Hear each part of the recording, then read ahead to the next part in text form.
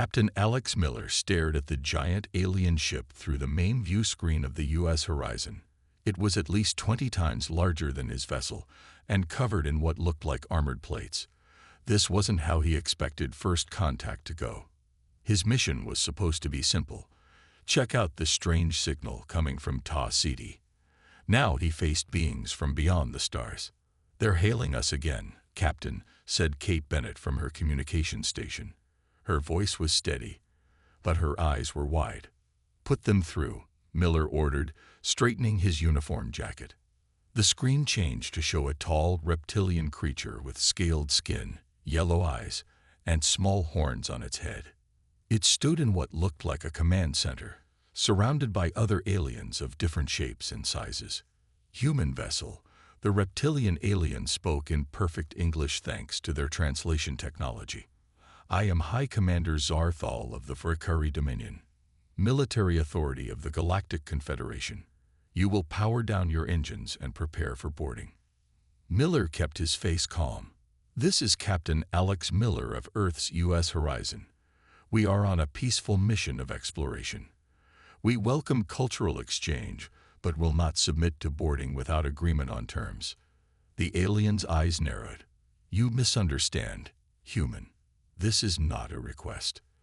The Confederation must assess new species before allowing them freedom of movement in our space." Science Officer Lisa Dawson stepped closer to Miller and whispered, "Captain, their scans are incredibly detailed. They've been analyzing our ship's composition, our biological readings, even our atmospheric mix." Miller nodded slightly and addressed the alien again. "We're happy to share information, Commander. Perhaps we could meet on neutral ground." The reptilian made a sound like a bark, which their translator didn't convert.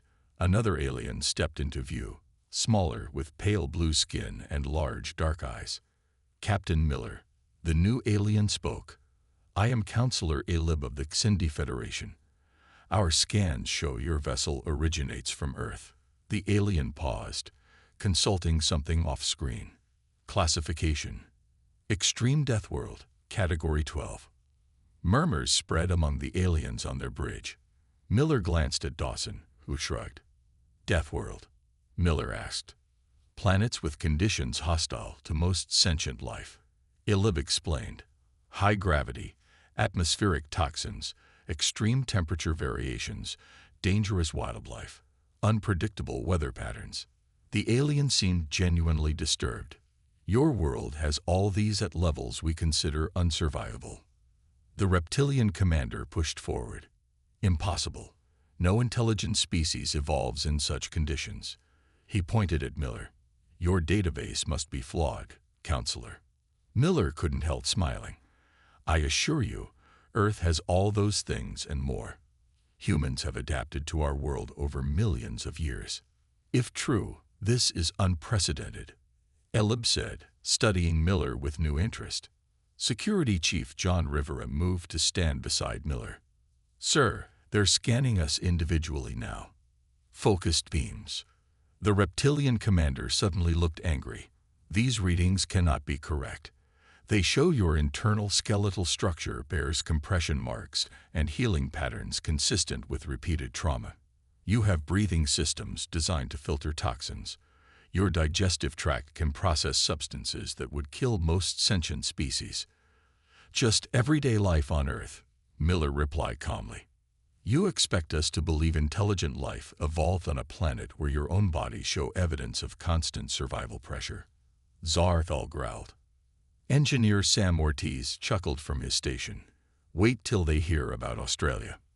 Lisa Dawson stepped forward. "Commander, humanity didn't just survive Earth's conditions. We thrived because of them. Evolution in harsh environments selects for adaptability, intelligence, and cooperation." The Confederation aliens were now all speaking among themselves, clearly agitated by this discovery. "The Galactic Confederation hereby orders your vessel to the nearest diplomatic station," Counselor Ilib finally announced. "If you are truly Dithworlders, as the scans suggest, there are protocols." "And if we decline?" Miller asked. The reptilian commander leaned closer to the screen. Then we will learn whether your species is truly as adaptable as you claim." As the transmission ended, Miller looked around at his crew. "Well," he said with a slight smile, "looks like we're about to show them what humans are made of." 3 days later, Captain Miller stood in a vast meeting hall on the Confederation station. The room was filled with representatives from 16 different alien species, all watching the humans with a mix of curiosity and worry. The air was too rich in oxygen, making Miller feel slightly lightheaded, but he didn't show it. "The humans refuse our standard evaluation procedures," High Commander Zarthel announced to the gathered council. The tall reptilian paced in front of his delegation, his scaled tail swishing with agitation. "They will not submit to physical examination or psychological profiling." Counselor Elib raised a slender blue hand. "Perhaps because your methods involve restraints and invasive tests. These are intelligent beings, not specimens." Zarthal made a dismissive gesture. "Look at them. Small, soft-skinned, no natural defenses. Yet they claim to be apex life forms on a Category 12 death world. We cannot accept such claims without proof." Miller had heard enough. "We've provided biological data and historical records. Earth has large predators, natural disasters, and disease that would terrify your people. Humans not only survived, but became the dominant species." A new alien spoke up, shorter than the Vrikari but with 4 arms and skin like polished copper. "I am Delegate Mrath of the Panteri Collective. If the humans speak truth, their adaptability would be valuable to the Confederation. Or dangerous," Zarthal cut in. "If they evolved on such a hostile world, what does that make them?" Science Officer Lisa Dawson stepped forward. "It makes us resourceful. Humans lack natural weapons, so we created tools. We lack thick skin, so we invented protective clothing. We can't fly or breathe underwater, so we built machines to do it for us." The council chamber filled with murmurs. Miller noticed some species seemed intrigued, while others appeared frightened. Zarthal suddenly slammed his armored fist on the central table. "Enough debate. I propose the ancient tradition of the challenge." The room went silent. Counselor Elib looked alarmed. "The challenge hasn't been used in 8 generations." "What's the challenge?" Miller asked quietly. Engineer Sam Ortiz leaned in. Based on their reaction, nothing good. Zarthal's mouth formed what might have been a smile, showing rows of sharp teeth. "It's simple. Each species sends their best representative to compete in trials of strength, endurance, and combat. The results determine the new species standing in our hierarchy." "And if we refuse?" Miller asked. "Then you admit weakness and accept the lowest tier of Confederation membership, essentially indentured status." Security Chief John Rivera stepped forward before Miller could respond. "We accept your challenge." Miller shot him a sharp look, but Rivera stood firm. "John, what are you doing?" Miller hissed. "Trust me, Captain," Rivera replied quietly. "I studied their body language. This is about dominance. If we back down now, they'll never respect us." Zarthal looked pleased. "Excellent. The Vrikari will also participate, of course." He gestured to a massive warrior standing near the back, almost 9 feet tall with natural armor plates and claws. "Kruvor will represent us. He has won 17 ritual combats and once killed a rampaging Drakis beast with his bare hands." The alien warrior stepped forward, studying Rivera with yellow eyes. "This is your champion, this small creature." Rivera didn't flinch under the alien's gaze. At 40 years old, he wasn't young, but his body was hard with muscle earned through years of military service. "I am," Rivera said simply. Kruvor leaned down until his face was inches from Rivera's. "On my world, we would use creatures like you as food." Rivera smiled slightly. "On my world, we'd mount your head on a wall." The alien warriors in the room growled, but Counselor Ilib quickly intervened. "The challenge will begin in 3 cycles. All participants will be provided suitable quarters and training facilities." As the meeting ended, Miller pulled Rivera aside. You better know what you're doing. Rivera nodded.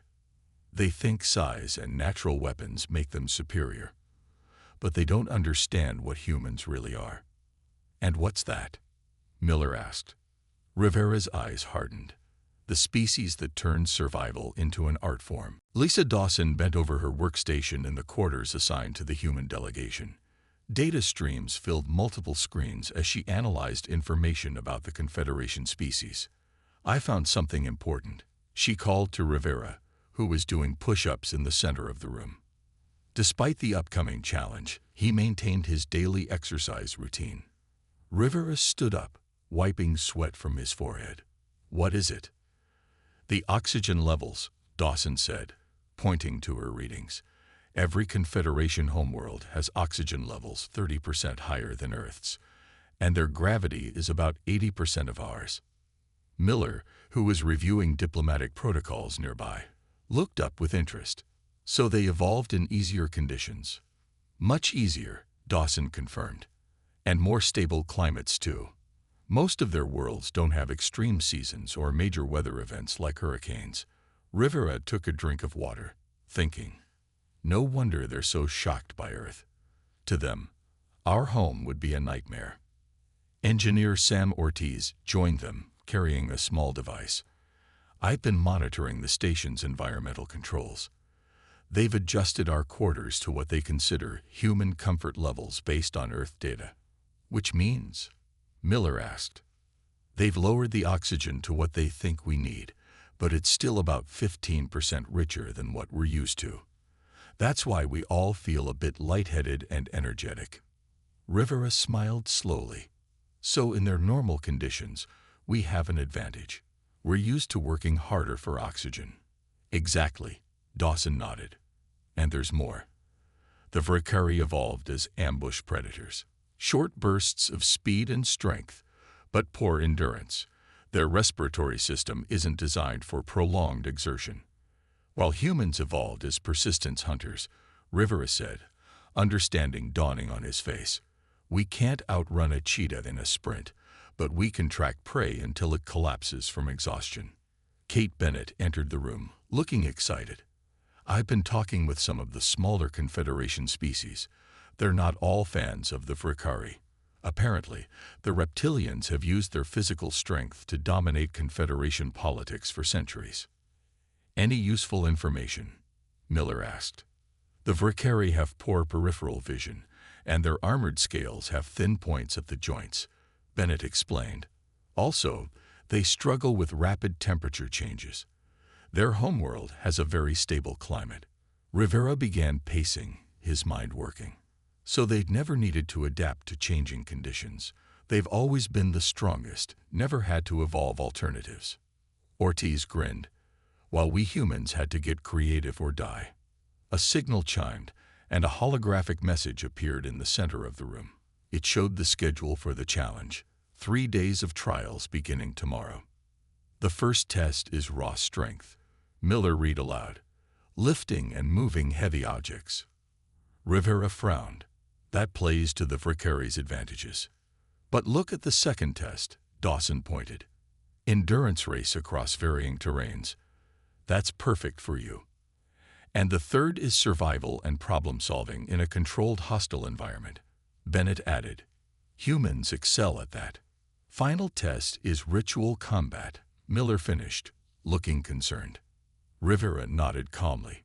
One-on-one against the Vrikari champion. Without weapons against a creature with natural armor and claws, Miller said. How can you possibly win that? Rivera smiled. The same way humans have always won against stronger predators. We observe, adapt, and exploit weaknesses. Ortiz clapped him on the shoulder. Let's build you some training simulations based on what we know about Vrikari physiology. As his crewmates began working, Rivera looked out the viewport at the stars. Somewhere out there was Earth, the harsh cradle that had forged humanity through millions of years of struggle. They think their natural weapons make them superior, he said quietly, but they've never faced a species that turned survival itself into an art form. The first day of the challenge arrived. A large arena had been set up on the station's lower level. Hundreds of aliens from various species packed the viewing areas. Captain Miller and his crew sat in the section reserved for the human delegation, watching as Rivera entered the competition floor. First trial. Strength test. Announced a floating drone in multiple languages. Competitors must lift and move progressive weights across the marked line. 8 champions from different species lined up. The Vrikari warrior, Krivor, towered over most of them. Rivera looked small and unimpressive by comparison. His simple workout clothes contrasted with the elaborate armor and ceremonial garb of the other competitors. "The human will fail immediately," a Vrikari spectator said loudly from nearby. "Look how small it is." The test began with a sphere of dense metal weighing about 200 pounds. Each competitor had to lift it and carry it 15 feet to a marked line. Most managed without difficulty, including Rivera, who used proper lifting technique rather than raw strength. "He knows what he's doing," Ortiz said. "Notice how he's using his legs, not his back." The next sphere weighed nearly 400 pounds. Several competitors struggled, but all succeeded. The third sphere, at 600 pounds, eliminated 2 of the smaller species champions. Rivera approached it carefully, studied its shape, then rolled it to the line instead of lifting it completely. The judges conferred but allowed it. "Smart," Miller nodded. The rules didn't specify how to move it. The fourth weight eliminated 3 more competitors. When Rivera's turn came, he again examined the weight, then used leverage and momentum to rock it forward in stages. It took longer than Krivor's brute force approach, but he succeeded. At the final weight, nearly 1,000 pounds, only Rivera, Krivor, and a large gelatinous alien remained. The gelatinous being simply engulfed the weight and oozed across the line, causing murmurs of approval. Krivor lifted the massive sphere with visible strain but carried it across easily. When Rivera approached, the crowd grew quiet. "Impossible," someone said. "His bones will break." Rivera didn't attempt to lift the sphere directly. Instead, he found a slight ridge in its surface, positioned himself low, and began to push. Using the ground for leverage and his entire body as a wedge, he slowly moved the massive weight. His face turned red with effort, and sweat poured down his body, but inch by inch, the sphere moved toward the line. "Look at his technique," Dawson commented. "He's using physics, not just muscle." After nearly 5 minutes of grueling effort, Rivera pushed the sphere across the line and collapsed to one knee, breathing hard. The arena fell silent, then erupted in confused chatter. "Third place," the drone announced. "The human advances to the next round." As Rivera walked off the field, Krivor blocked his path. "You used tricks," the Vrikari growled. "I used intelligence," Rivera replied calmly. "Something your species might want to try sometime." The second trial began after a short break. "Endurance test," the drone announced. "Competitors will run the course until only one remains. The environment will change during the race." The course was a 5-mile loop with varying terrain. As the race began, Krivor and several others sprinted ahead immediately. Rivera started at a measured pace. "What is he doing?" An alien spectator asked. "He's falling behind." Miller smiled. "He's doing what humans do best, pacing himself."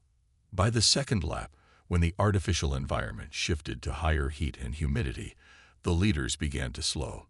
By the fourth lap, as a cold rain began to fall, Krivor was visibly struggling, his movements becoming sluggish. Rivera, however, maintained the same steady pace, his body adapting to each environmental change. As he passed Krivor on the 5th lap, the Vrikari looked at him with new respect, and the first hint of fear. "How?" Krivor gasped. Rivera didn't waste breath on a reply. He simply kept running, one foot in front of the other, as humans had done for thousands of years in pursuit of prey across the unforgiving plains of Earth. The endurance trial continued for 2 more hours. One by one, the other competitors dropped out, unable to maintain their pace as conditions shifted from scorching heat to freezing cold, from dry air to heavy rainfall. Finally, only Rivera and a spindly alien with 4 legs remained. The alien moved with grace but was clearly struggling. When the environment changed again to thin air with low oxygen, the creature stumbled and could not continue. Winner, human. The announcement came as Rivera completed one final lap alone. In the viewing area, the Confederation Council members whispered among themselves. The smaller species looked impressed, while the Vrikari delegation appeared disturbed. Rivera walked to the recovery area where Miller and Dawson waited with water and medical supplies. "How do you feel?" Miller asked, checking Rivera's vital signs. "Like I ran a marathon in a weather machine," Rivera said with a tired smile. "But I'm fine. Humans train in worse conditions than this." "Your heart rate is already returning to normal," Dawson noted, looking at her scanner. "Your body's recovery rate is impressive." "The Vrikari are worried," Miller said quietly. "They expected you to fail both trials." "Good." Rivera took a long drink of water. "What's the next test?" "Survival and problem solving," Dawson replied. "It starts tomorrow morning. They're giving competitors 12 hours to rest." Back in their quarters, the crew gathered to help Rivera prepare. Ortiz had analyzed the station's systems and found information about the third trial. "They're using a simulated hostile environment," he explained, showing holographic plans. "Multiple challenges requiring both physical ability and creative thinking." "Any specifics?" Rivera asked. "Toxic zones, structural collapses, resource scarcity, and unpredictable hazards," Ortiz listed. "Basically, Tuesday on Earth." Everyone laughed, the joke relieving some tension. "There's something else," Bennett said, looking up from her communication device. "I've been monitoring Confederation channels. Your performance has caused quite a stir. Some species are questioning Vrikari dominance for the first time in centuries." Miller frowned. "That could make them dangerous." "More dangerous than they already are?" Rivera asked. "Yes," Miller nodded. "Nothing is more dangerous than a predator that feels threatened." The next morning, Rivera entered the third trial area, a massive chamber transformed into a harsh landscape with rocky terrain, pools of colored liquid, and unstable structures. "Survival trial," came the announcement. "Competitors must navigate to the center point, gathering necessary resources along the way. Environmental hazards are non-lethal, but will cause disqualification if safety thresholds are exceeded." 5 competitors remained from the original 8. As the signal to begin sounded, most raced forward, grabbing visible supplies. Rivera held back, studying the terrain carefully. He noticed subtle patterns, how certain plants grew only in safe areas, how the air shimmered slightly above dangerous zones. Earth's varied ecosystems had taught humans to read natural warnings. When he did move, he traveled efficiently, collecting only what seemed most useful. He fashioned a walking stick that doubled as a testing tool for suspicious ground. He created a simple filter for water using materials from his pack. Halfway through the course, a section of ground collapsed beneath Krivor, trapping the Vrikari in a pit filling with a bubbling green liquid. The warrior roared in panic, thrashing against the slippery walls. Rivera, passing hereby, stopped to assess the situation. The Vrikari struggles were only making things worse, causing more liquid to flow into the pit. "Stop moving," Rivera called down. "Mind your own path, human." Krivor snarled, but fear edged his voice. "The liquid reacts to movement," Rivera observed. "Stay still, and I'll help you." Using his walking stick and strips torn from his shirt, Rivera created a simple pulley system anchored to nearby rocks. He lowered the makeshift rope to the increasingly desperate Vrikari. "Grab on carefully," Rivera instructed. "Slow, deliberate movements." Despite his pride, Krivor followed the human's instructions. Working together, they managed to pull the large alien from the pit just before the liquid would have reached dangerous levels. Krivor stood dripping and humiliated. "Why did you help me? You could have won easily if I was eliminated." Rivera shrugged. On Earth, we learned long ago that cooperation often ensures survival better than competition. Even apex predators sometimes need help. For the first time, the Vrikari looked at the human with something beyond contempt. Not quite respect, but a new understanding was beginning to form. The survival trial continued for 8 more hours. Each competitor faced unique challenges as they navigated toward the center point. Rivera's human adaptability served him well.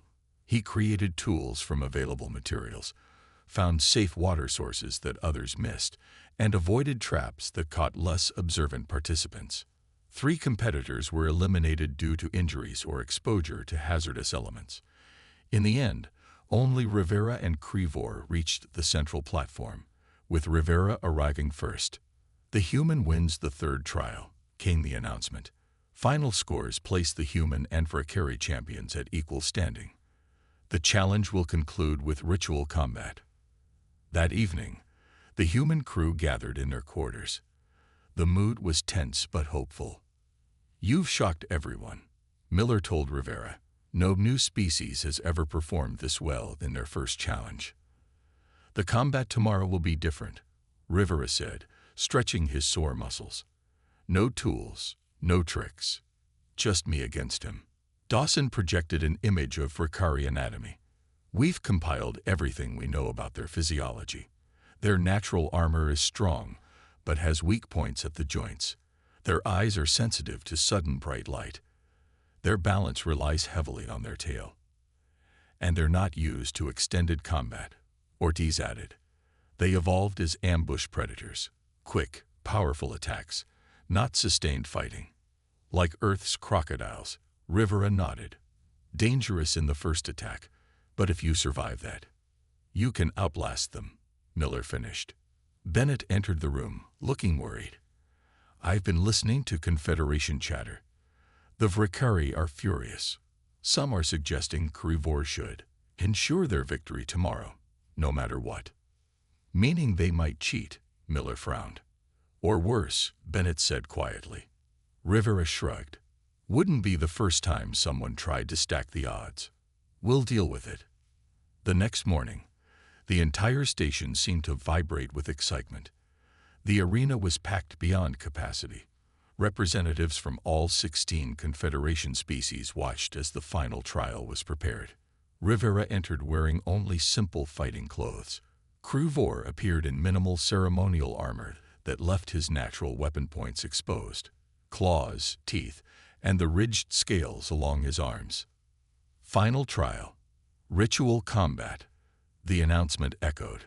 Victory is achieved when one competitor yields or can no longer continue. Intentional killing is forbidden, but all participants acknowledge the risk of serious injury. The 2 champions faced each other in the center of the arena. Crevor was nearly twice Rivera's size, his muscled body covered in thick scales that gleamed under the lights. "You have fought well, human," the Vrikari said, surprising everyone. "But this is where natural superiority will prevail." Rivera nodded respectfully. "We'll see." At the signal, Crevor launched forward with shocking speed. His first strike caught Rivera across the chest, sending the human tumbling across the arena floor.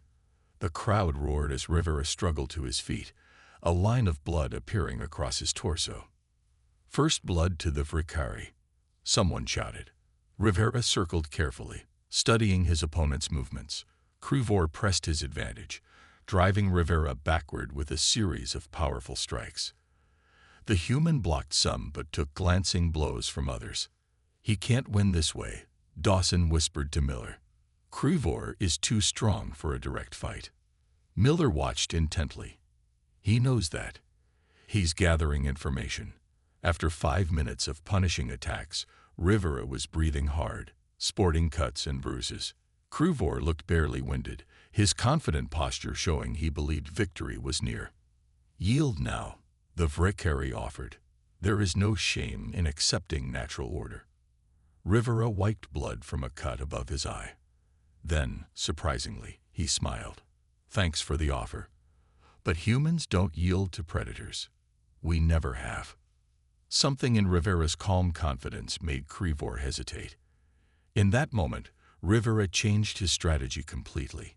Instead of defending or retreating, he charged forward, ducking under the Valkyrie's swing and striking precisely at the joint connecting arm and shoulder. Kruvor roared in pain, surprised by the effectiveness of the blow. The crowd fell silent as they realized the battle had suddenly, unexpectedly changed. Rivera pressed his advantage, moving inside Kruvor's reach where the Valkyrie's longer arms couldn't generate full power. He targeted the same joint again and again, exploiting the weakness in the alien's natural armor. Kruvor roared in frustration, trying to use his superior weight to crush the human. But Rivera stayed mobile, circling and striking with precision rather than power. His movements became more fluid as the fight continued, while the Valkyries became increasingly labored. "Look at their breathing," Dawson whispered to Miller. "The Valkyrie is tiring faster." "Exactly as we predicted," Miller nodded. Ambush predators versus persistence hunters. 10 minutes into the fight, both combatants were showing signs of fatigue. Rivera bled from several wounds, but Kruvor was now holding his right arm awkwardly, the joint damaged from Rivera's repeated strikes. "Enough games," Kruvor growled. With unexpected speed, he lashed out with his tail, catching Rivera across the legs and sending him crashing to the floor. Before Rivera could recover, the massive alien was upon him, pinning him with one knee while raising his clawed hand for a finishing blow. "You fought well. For prey," Kruvor said. The arena went silent. Captain Miller half rose from his seat, fearing the worst. But Rivera wasn't finished. As the Valkyrie's claws descended, he twisted sideways with extraordinary flexibility, causing Kruvor to overextend. In that brief moment of imbalance, Rivera grabbed the Valkyrie's damaged arm and applied pressure to the weakened joint. Kruvor howled in pain. Rivera continued the hold, using leverage rather than strength, forcing the much larger opponent to roll sideways or risk having his arm dislocated completely. "You're strong," Rivera gasped as they grappled on the ground. "But strength isn't everything. On Earth, we learned that lessen fighting creatures 10 times our size." The battle became a contest of endurance. Rivera suffered another slash across his back, but maintained his grip on the Valkyrie's vulnerable joint. Minutes stretched on as both fighters pushed to their limits. Finally, Kruvor's movements began to slow dramatically. His respiratory system, evolved for short bursts of activity, couldn't sustain the prolonged exertion. Rivera, despite his injuries, maintained consistent pressure. When Rivera applied a final twist to the damaged joint, Kruvor slammed his free hand against the arena floor 3 times, the signal of submission. "The human wins," came the stunned announcement. "The challenge is complete." Rivera rose shakily to his feet, extending his hand to the defeated Valkyrie. After a moment's hesitation, Kruvor took it, allowing the much smaller human to help him stand. "How?" the Valkyrie asked simply. "Humans don't have natural weapons or armor," Rivera explained, his voice tired but steady. "We had to develop something else to survive Earth's predators. Intelligence, endurance, and cooperation." The Confederation Council convened immediately after the match. High Commander Zarthal looked displeased, but addressed the human delegation formally. "The challenge results are clear. Humanity has proven itself worthy of full Confederation membership with all rights and privileges." Councillor Ilib stepped forward. "More than that. The human performance requires us to recognize Earth as a Class 12 death world, and its inhabitants as apex status life forms." Murmurs spread through the chamber. Zarthal's scales darkened with emotion, but he nodded stiffly. "So recognized." Later, as the medical team treated Rivera's wounds, Captain Miller sat beside him. "You've changed everything," Miller said. "The Confederation will never look at humans the same way again." Rivera smiled through his pain. That was the point. Better they learn now that we're not easy prey. On the observation deck, Kruvor stood with several Valkyrie officials, watching Earth's distant sun as a tiny point of light. "To think," he said quietly, An entire species evolved on that death trap. If the human represents their norm, we should be grateful they come in peace. High Commander Zarthal grunted. For now. But remember this day, Krivor. Today we learned an important lesson. What lesson? Another Vrikuri asked. Zarthal's yellow eyes narrowed. That we are not the only apex predators in this galaxy after all.